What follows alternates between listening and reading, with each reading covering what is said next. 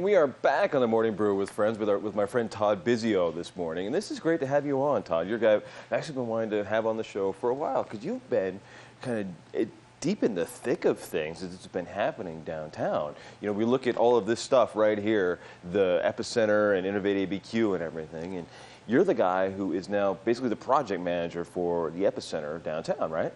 Right, yeah, I'm really excited about the movement in our city. Yeah. You know, there's just a real growth in terms of the entrepreneurs and the mentors getting involved and everybody. There's a real energy involved. Yeah, so I really wanted to make a significant impact because I believe in New Mexico just like you do. Yeah. I think we can do better, and I want to play a part. Well, what I love of this is you came to the kind of the realizations in all of this from the business community. You've been, you were the president of Clean Energy, you're still a vice president of Clean Energy, and you're still working there, and that's a technology development corporation that's doing like super crazy interesting stuff with batteries and like high-tech commercialization things. Right. And then you kind of fell into from being president there, you fell into the entrepreneurial world, I guess. Yeah, somewhat. I saw the movement that the mayor is trying to get going with the really 5 or 4 main principles from Startup Communities by Brad Feld and the work that Gary Opedal is doing to communicate that, which is led by entrepreneurs. So you need somebody who is an entrepreneur who stays out independently to help express that. Give before you get, include everybody, and constant schedule of events. And that just felt like my passion rolled up into one. How did you come to that? Like, was that something that you didn't realize was your passion until that happened? Or was that your passion and then you were like, finally other people are getting it? I think it was kind of a finally other people are getting it. I knew Gary from before. So when he took over as the director of economic development and the mayor said, we want to focus on making Albuquerque the most entrepreneurial community in the United States, that was an opportunity to tell Gary and the mayor that I'd like to get involved and help out. That's cool, because you've been working with the guys at ABQ, the Business Accelerator program downtown that's partially funded by the city and partially private. Right. And then what are you doing at Epicenter? Tell us a little bit about what Epicenter actually is. Because it is this building that's like right there. Right, that's it right there, right? That's it, yep. Yeah. And what are you doing at that building? It's pretty cool.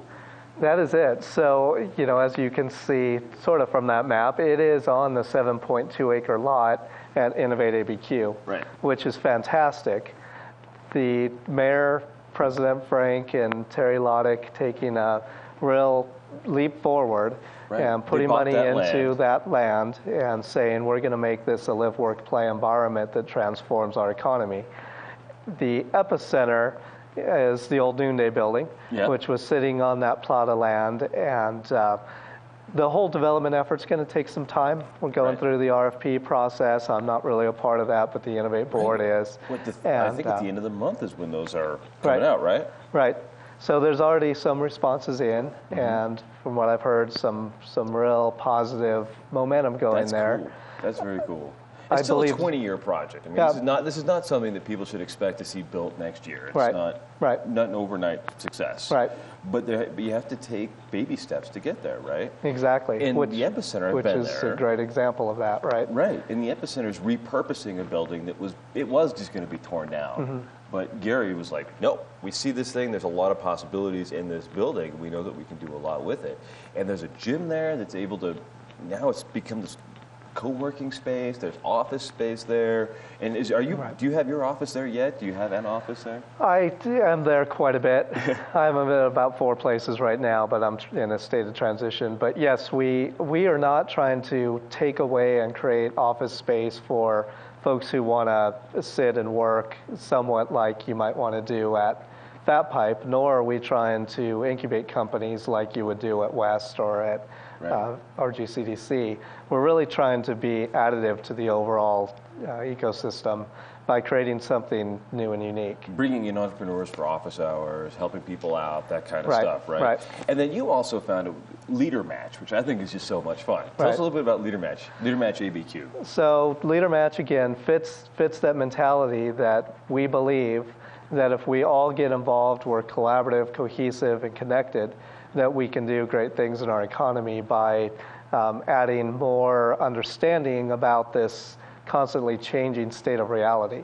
And are you looking for entrepreneurs and business guys like Greg in this? Are you looking for people who are just working on startups now? Who are you looking for? Really all of the above. So we're looking for a lot of mentors who are out there and looking for ways to connect. People who've been in business for a while, for example, might be good. Absolutely.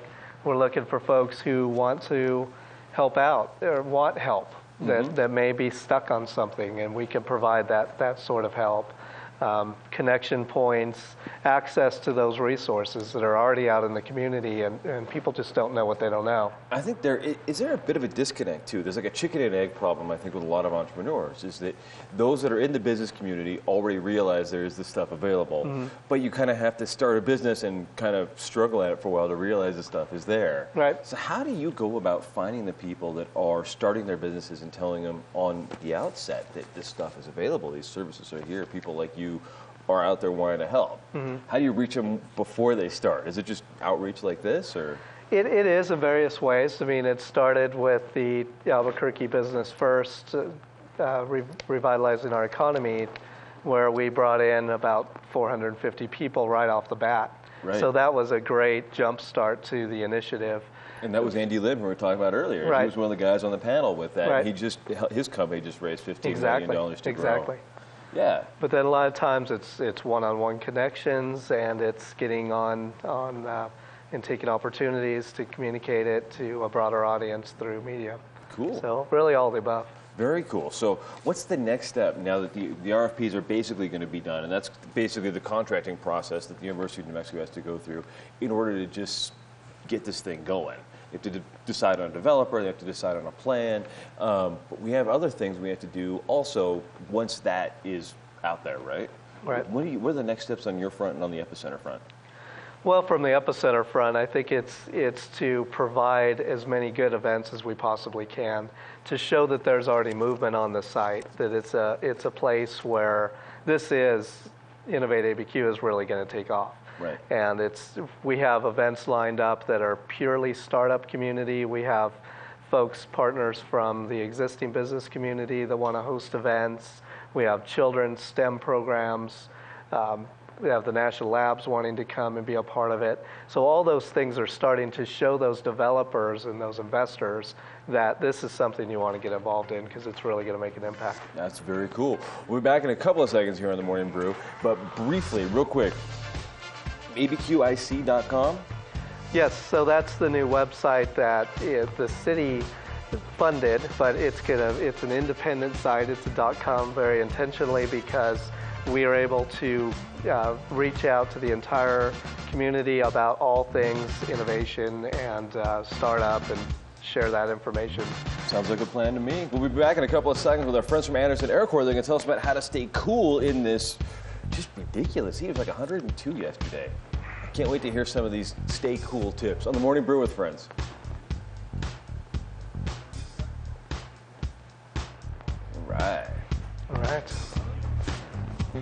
Coming up there.